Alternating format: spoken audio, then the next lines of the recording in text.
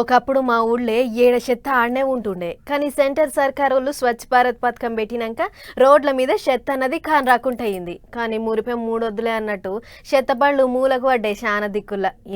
గా ముచ్చటంతా ఇప్పుడు ఎందుకు గానీ ఇప్పటికైతే గివ్ వార్త చూడుర్రి. స్వర్ణాంధ్ర స్వచ్ఛాంధ్ర కార్యం మస్తు జోరుగా అవుతుంది ఆంధ్రాల. కుర్దు సీఎం సారే చిత్తూరు జిల్లా నగలికి వచ్చిండు. ఇవాళ సార్ వచ్చిండంటే ఉత్తగానే ఉంటదా? శంకుబండలు బాతుడు, పడదాలు గుందుడు, పబ్లిక్ కు వరాల జల్లు కురిపించుడు. ఎప్పట్లెక్కనే ఇవాళ కూడా బొచ్చాడు అయినా ఈ గసంటి శతశదారాన్ని ఎత్తకపోయేటి బండ్లు సాల్ చేసిండు సారే దగ్గరుండి. ఆడికేంచి ప్రజావేదికల కాడ పెట్టిన స్టాళ్ల కాడికి అంత తిరిగి అరుచుకున్నాడు, మొత్తం తిరిగి చూసిండు. మెప్మా డ్వాక్రా సంఘాల అక్కల పనితీరినంత దగ్గరుండి చూసిండు సారు.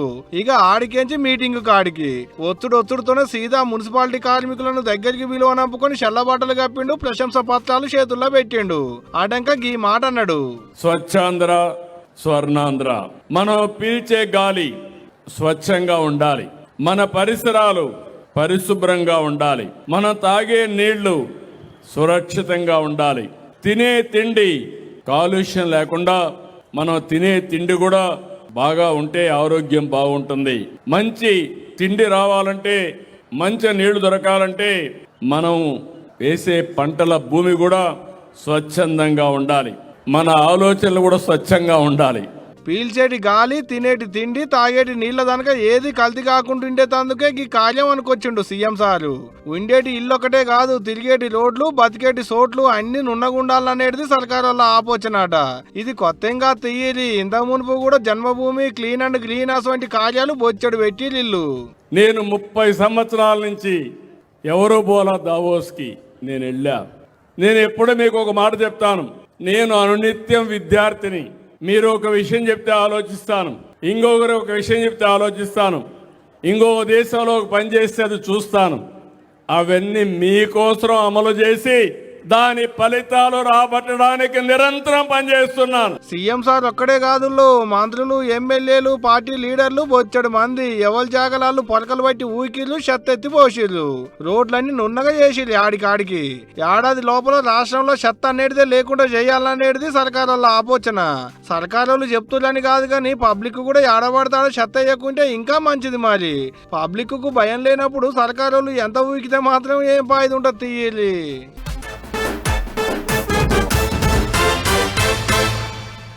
మున్సిపాలిటీ ఓట్లు దగ్గర పడుతున్నాయి. ఓరోకు కార్ పార్టీ వాళ్ళు, ఇంకోరోకు షే పార్టీ వాళ్ళు, పువ్వు పార్టీ వాళ్ళు గిరికెలు కట్టుకున్నట్టే తిరుగుతుర్రు. పబ్లిక్ కు జోర్ ముచ్చట చెప్తుర్రు. నడమ పడని పార్టీలను సాపిస్తుర్రు కూడా. 3 పార్టీలు 3 గుర్తులు అంటే ఇప్పుడు ఇంకో కొత్త గుర్తు పోటీలకు వస్తుందట. ఇంతకు ఏందా గుర్తు, ఆ గుర్తు మీద పోటీ చేసేది ఎవళ్ళు అనేటివన్నీ అరుచుకొని వద్దాం పార్రి. తెలంగాణ జాగృతి కార్యకర్తలంతా కవితక్క ఇంటికి బండ్లు కడుతున్నారు. ఎందుకంటారా, మున్సిపాలిటీ ఓట్లలో పోటీ చేసేందుకు టికెట్ కొరకు. అదేంది మున్సిపాలిటీ ఓట్లలో పోటీ చేయట్లేదు, మా పార్టీకి అంత బలం పెరగలేదని కుర్దు కవితక్కనే చెప్పానుండే కదా, మళ్ళీ ఇప్పుడెట్ట పోటీ చేస్తానంటుంది అని అంటారా. అదంతా అక్కెంబడి తిరిగేటి కార్యకర్తల ఒత్తిడేనట. చల్ మన బలమేందో బలగమేంతో చూపెట్టాలని జాగృతి కార్యకర్తలు ఉరుకులు పెడుతుంటే సరేనన్నదట కవితక్క. మరి అక్కకో పార్టీ లేదు, ఓ పార్టీ గుర్తు లేదు, ఏ పార్టీకించి పోటీ చేస్తారు, ఏ గుర్తు మీద పోటీ చేస్తారు అని అనుకుని దానికి కూడా లెక్కుంది కవితక్క తాన. ఆల్ ఇండియా ఫార్వర్డ్ పార్టీ తరపుకించి పోటీ చేయాలని డిసైడ్ అయ్యాట. అంటే సింహం గుర్తు అన్నట్టు. ఆళ్ల పార్టీ తరపుకించే బీఫామ్ తీసుకొని ఆళ్ల పార్టీ తరపుకించే పోటీ చేస్తారు అన్నట్టు ఓట్లల్లా. మాట ముచ్చట అయిందట కూడా ఆల్రెడీ. ఇక పబ్లిక్ కు ఎప్పుడు ఒక్కటే ఆలస్యం ఉన్నది. మరి ఆళ్ళేవో కొత్త పార్టీ పెట్టుకోవచ్చు కదా అంటారా. పెట్టొచ్చు, కానీ పార్టీ పెట్టుడు, దానికి రిజిస్ట్రేషన్ చేసుకోడు, అటంక గుర్తొచ్చేటాలకు ఎంత లేదన్నా 3 నెలలకు మీదనే పట్టేటట్టుందట. ఇక ఇప్పుడు అంత టైం లేదు కదా ఓట్లకు. అందుకనే సింహం గుర్తు మీద పోటీ చేయాలని డిసైడ్ అయ్యాలన్నట్టు.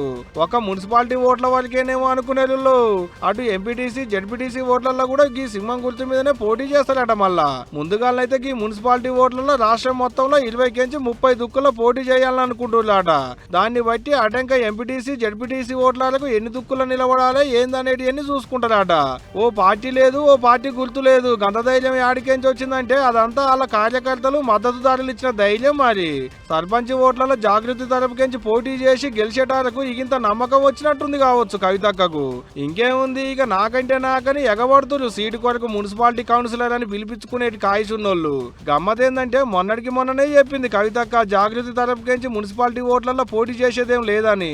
ఇంతలోనే గిట్ అనేటాళ్లకు అక్క అభిమానులది ఒక మురిపేం కాదు మళ్ళా. మరి చూడాలే ఎన్ని దుక్కులామ మనుషుల్ని నిలబెడతదో, నిలబడ్డోళ్ళ దాంట్లో ఎంతమంది గెలుస్తారో అనేది. కానీ అక్క ఊపు చూస్తుంటే కొత్త పార్టీ పెట్టుడైతే పక్కా అనిపిస్తుంది అబ్బా.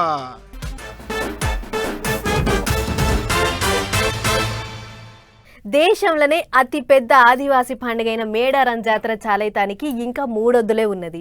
అటు ఆదిలాబాద్లో నడుస్తున్న ఇంకో పెద్ద గిరిజన పండుగైన నాగోబా జాతర నడవబట్టి ఇప్పటికే 6 వద్దులు. 2 జాతరల కాడ తెంపు లేకుండా నడుస్తుంది రద్దీ. మరి భక్తుల తాకిడి ఎట్లెట్లుంది, మేడారం దిక్కు ఇంకా పరిస్థితి ఎట్లుందో అట్లా పోయి అరుసుకుని వద్దాం పారి. మేడారం పోయిండు తెలంగాణ బస్సుల మంత్రి పొన్నం ప్రభాకర్ సారుతో పాటు మంత్రి సీతక్క కూడా. ఇక సీత జాతర దిగిన మంత్రి సారుకు పూజారులు చెలబడలు కప్పి ఘనంగా ఎదుర్కొర్రు. అటు వెనుక నిలువెత్తు బంగారాన్ని జోకిచ్చిన పొన్నం సారు అధికారులు పూజారులు ఎంటరంగా నెత్తిల బంగారం మోసుకుపోయి తల్లులకు సమర్పించిండు. వనదేవతలకు పబ్బది పట్టిండు. కొబ్బరికాయ కొట్టి జాతర ఎక్కడేం తక్లీఫులు లేకుండా నిమ్మతంగా జరగాల తల్లి అని మొక్కులు పెట్టుకుండు. సారుతో పాటు మంత్రి సీతక్క, కడవ నాయకులు, అధికారులు అందరు దేవుళ్లకు పూలదండలేసి దండం పెట్టిర్రు. అటు వెనుక క్యూ లైన్లు బస్ స్టాండ్ నుంచి చాలు చేసిన మంత్రి సారు ఆన్నే పెట్టిన ఓ మీటింగ్ లో పాల్గొన్నాడు. జాతరగా చాలా అయినట్లే, అధికారులంతా లాపరవ చేయకుండా అంతా తయారుండాలి. బందోబస్తులు అసలు రాజీ పడొద్దు. జాతరకు 4000 స్పెషల్ బస్సులు వేస్తున్నాం. బస్సులలో మహిళలకు ఫ్రీ టికెట్, గర్దిని బట్టి అవసరమైతే ఇగిని పెంచుతామన్నట్టు మాట్లాడిండు. అంతేకాదు బుడ్డ పొలగాళ్ళు జాతరలో తప్పిపోతే దబ్బున కనిపెట్టేందుకు ఈ తాప మంచి ఇకమతి చేస్తున్నామని చెప్పుకొచ్చుండు. పిల్లలు తప్పిపోకుండా ఒక చిల్డ్రన్ ట్రాకింగ్ మానిటరింగ్ సిస్టమ్ అని ఏర్పాటు చేసినారు.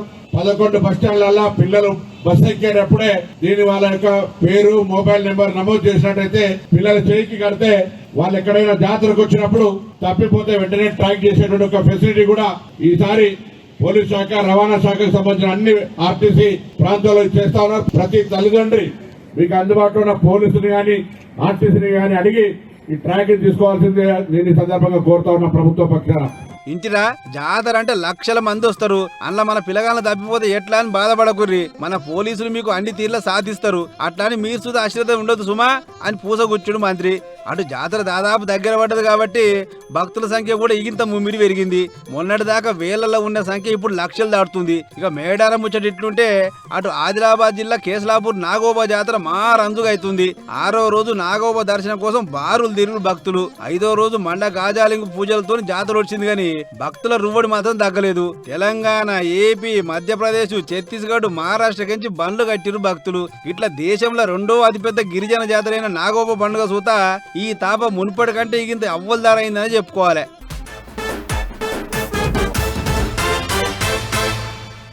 పట్నంలో నుమాయిష్ అని, ఎగ్జిబిషన్లని ఆడాడ కొన్ని నెలల పాటు పెద్ద పెద్ద అంగళ్ళు పెడుతుంటారు ఎరికే కదా. అగొగ్గా అంగళ్ళు పెట్టిన కాడ చిరుతిళ్ళు కాడ నుంచి తీరు వస్తువుల దాకా అన్నీ దొరుకుతాయి. ఆట పాటలు కూడా ఉంటాయి. ఒక్క ముక్కలో చెప్పాలంటే అదో పెద్ద పండుగ లెక్కనే నడుస్తుంది. అయితే ఏపీలో కూడా గిసొంటి పండుగ ఒకటి మస్తు జోరుదారుగా చాలైందట. మరి గా ముచ్చటేందో అట్లా వేసుకొని వద్దాం పారు.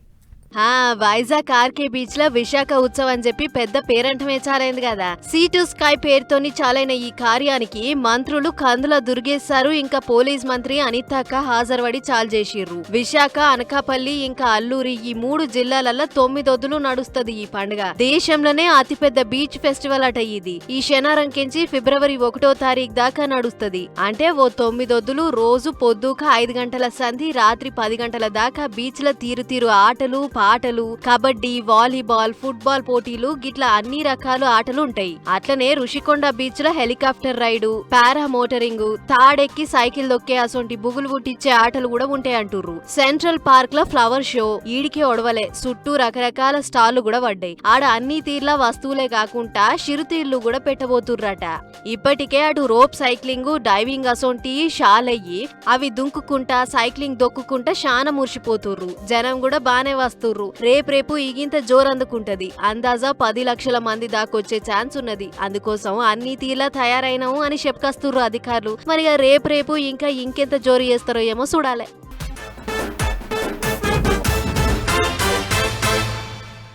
అసెంబ్లీ అంటే ఎట్లుంటది? సర్కారోళ్ళ మీటింగ్లన్నీ ఆడనే నడుస్తాయి. సర్కారోళ్ళు ప్రతిపక్ష పోళ్ళు రాష్ట్రంలో అయ్యేటి ముచ్చట్లన్నీ అందులో కూర్చొని మాట్లాడుకుంటారు. అన్ని శాఖల ఆఫీసులు ఉంటాయి కూడా అందులో. అసొంటి ఆఫీస్లా అన్ని వార్తలు తెలవాలి. అన్ని వార్తలు తెలవాలంటే టీవీలు పనిచేయాలి. టీవీలు పనిచేయాలంటే కేబుల్ తీగ ఉండాలి. గిదంతా సోదెందుకు, సీదా ముచ్చట్లకు రా అని అంటారా? సరే పాండ్రి మరి. అసెంబ్లీలో గోడకేలాడదీసిన టీవీ ఇది. అయితే ఉందంట్లా అయినా బంద్ పెట్టిన టీవీని చూపెడతలేదంటరా. ఇది బంద్ పెట్టిన టీవీ కాదుల్లో, బిల్లు కట్టలేదని కేబుల్ తీగ కత్తిరిస్తే బంద్ అయిన టీవీ. ఇది ఒక్కటే కాదు, తెలంగాణ అసెంబ్లీలో ఉన్న ఏ శాఖల టీవీ నడవట్లే. అన్ని టీవీలో ఇదే కథ. కేబుల్ బిల్లు కట్టలేదని కనెక్షన్ కత్తిరిచ్చారు అసెంబ్లీ బంగ్లాల. మళ్ళా నిన్నయాల గిట్టనేమో అనుకునేరు. ఓ వారం 10 దినాలకేంచి ఇదే పరిస్థితి. అంటే అసెంబ్లీలో కొలువులు చేసేటోళ్లకు టీవీలో వార్తలు చూసేటి భాగ్యం లేనట్టే. మంత్రులు ఎమ్మెల్యేలు వచ్చి టీవీలు ఎందుకు రావట్లేవని అడిగితే ఏం నోరిపోలేని పరిస్థితి అందులో కొలువు చేసేటోళ్ళది. మరికి బిల్లులు ఎప్పుడు కడతారో ఎవరు కడతారో, అసెంబ్లీలో టీవీలు ఎప్పుడు మళ్ళా నోరు తెరుస్తాయో గానీ ఎమ్మెల్యేలు, మంత్రులు, ప్రతిపక్ష పోలు, అధికార పార్టీలు ఉన్న లీడర్లు అందరు కలిసి కూర్చొని మాట్లాడుకునేటి అసెంబ్లీలోనే బిల్లు కట్టలేదని డిష్ తీగ కత్తిరిచ్చుడే గమ్మతుంది పోండ్రి.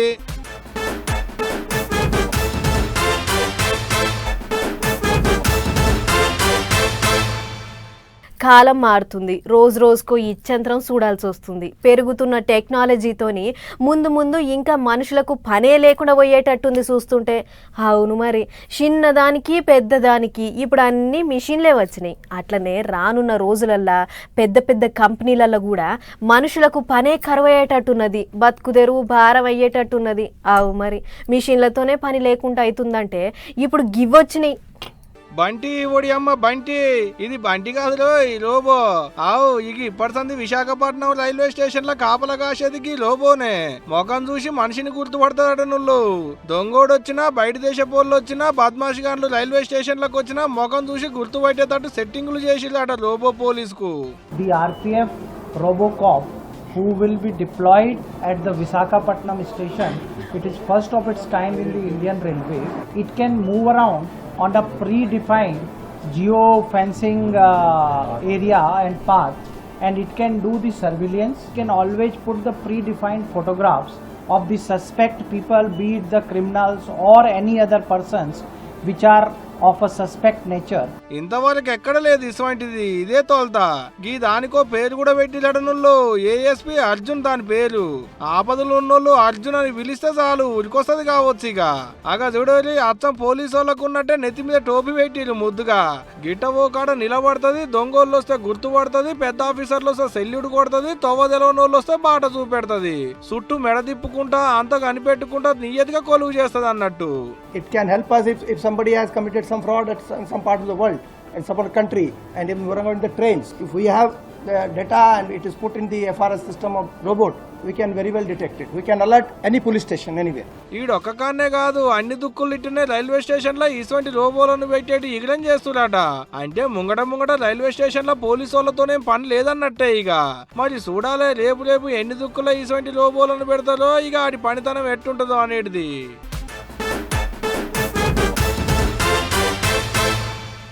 నిన్న మొన్నటి దాకా ఏదన్నా కొత్త బండి కొన్నామంటే బండి నెంబర్ ప్లేటు ఇంకా దాని కాయిదాల కోసం రవాణా శాఖ ఆఫీసుల చుట్టూ తిరగాల్సి వచ్చేది.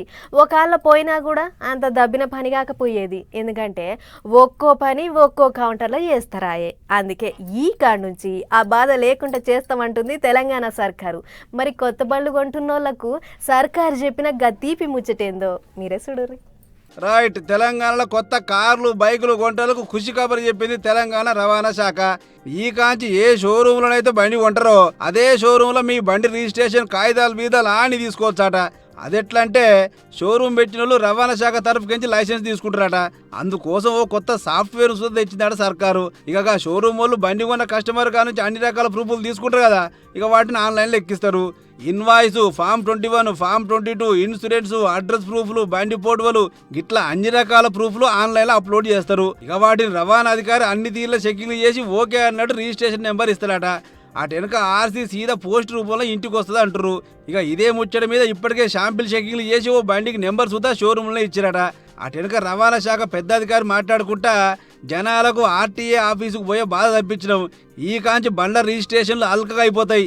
అదిగిన మీరు బండి ఏ షోరూంలో తీసుకుంటే అల్లనే. కాబట్టి అందరూ మంచిగా ఈ సవలతు వాడుకోరు అన్నట్టు చెప్పుకొచ్చారు. అట్లని అన్ని బండ్లకు కాదు సుమా, కేవలం బైకులకు కార్లకు మాత్రమే ఈ సవలతు. కడుమ బండ్లన్నీ మళ్ళీ ఎప్పటోళ్ళనే ఆర్టీఓ ఆఫీస్కి పోవాలి, ఆడనే చేపించుకోవాలి. ఏదైతే ఏం కానీ బండి కొన్నాక దాని నెంబరు ఇంకా కాగితాల కోసం చెప్పులు ఎరతాడు తిరుగుతున్నారు చాలా మంది.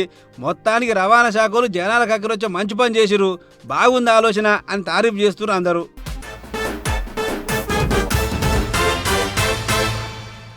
ఏమాయ ఎల్లక్క బుజ్జి పెళ్లి పెట్టుకుంటారు, ఈ బంగారం కొన్నరా అని మళ్ళా కడిగితే ఎక్కడిది చెల్లె, తులం రేటు గంత ధర ఉంటే ఏడగొందుము, ఒప్పుకున్న సొమ్ముల పావులో పార్కో ముట్ట చెప్తాము, ఇక అటెంక అల్లుని బతిలాడుకుంటాం, ముంగట వెళ్ళినప్పుడు పెడతాం అని ఎల్లక్క. అగో గిట్లున్నాయి ఊర్ల పొండి బంగారం ముచ్చట్లు. మరి బంగారం కొనే కాడ ఎందుకంత వెనక ముందు అవుతుర్రో ఎరికే కదా ధరలే. ఇక చూడుర్రి మళ్ళీ ఎంత పెరిగిందో. దండం పెట్టి అడిగితే దేవుడన్నా దయదలుస్తాడేమో గాని బంగారం మాత్రం రోజుకింత ఫిరమవ్వకుండా జనాలను రౌసు పెడుతుంది. వారం దినాల సంది తగ్గుడు శారాన పెరుగుడు బారాన అన్నట్లు రువ్వడి మీద ఉరుకుతున్నాయి బంగారం ధరలు. శనివారం నాడు ఈగింత మీదికి ఎగవాగి గరీబోళ్లకు సుక్కలు చూపిస్తున్నాయి. ఇక పట్టణంలో వలుకుతున్న బంగారం ధరలు ఒక్క పాలు చూస్తే సొక్కమైన బంగారం తులానికి 1,57,000 రూపాయలు వలుకుతుంటే, అదే సొమ్ములు చేపించుకునే 22 క్యారెట్ల బంగారం తులానికి 1,44,000 వలుకుతుంది. గత వారం 10 దినాల సంది తగ్గుడు 100 పెరుగుడు 1000. అట్లిగా 2 లక్షల మార్కును ఎప్పుడెప్పుడు దాకుదామా అన్నట్టు జోరు మీద చూపిస్తుంది పుత్తడి. ఇక బంగారమే గీ నమూనా వలుకుతుందంటే వెండేమన్నా తక్కువనా? అది సుత కిలకు 3,60,000 వలుకున్న ఏకంగా మొగుల మీద కూసుంది. అయితే తగ్గినప్పుడు బానే 9-10 తగ్గుతుంది కానీ అది అప్పటి మందమే అవుతుంది, తెల్లారి మళ్ళా డబల్. ఇట్లా బంగారం వెండి సగటు గరీబోలను మస్తు తగిలింపు పెడుతున్నాయి. ఇంట్లో శుభకార్యాలు పెట్టుకున్న ఎంతో కొంత కొందామని దుకాణాలు పోతే ధరలు చూసే దడుచుకునే కథ అవుతుంది. ఇప్పటికే బంగారం ఏం కొంటాంలే అని నారాజు అవుతున్న వాళ్ళ సంఖ్య రోజుకింత పెరుగుతుంది ధరలు చూసి. మొత్తానికి 2 వారాలలో బంగారం తులం మీద 18,000 పెరిగితే, అదే వెండి కిలో మీద 90,000 పెరిగింది. ఇక ధరల ముచ్చట ఇట్లుంటే అటు బొంబాయి గాలి మోటార్ డిపోలో బంగారం పట్టుబడ్డది పెద్ద ఎత్తున.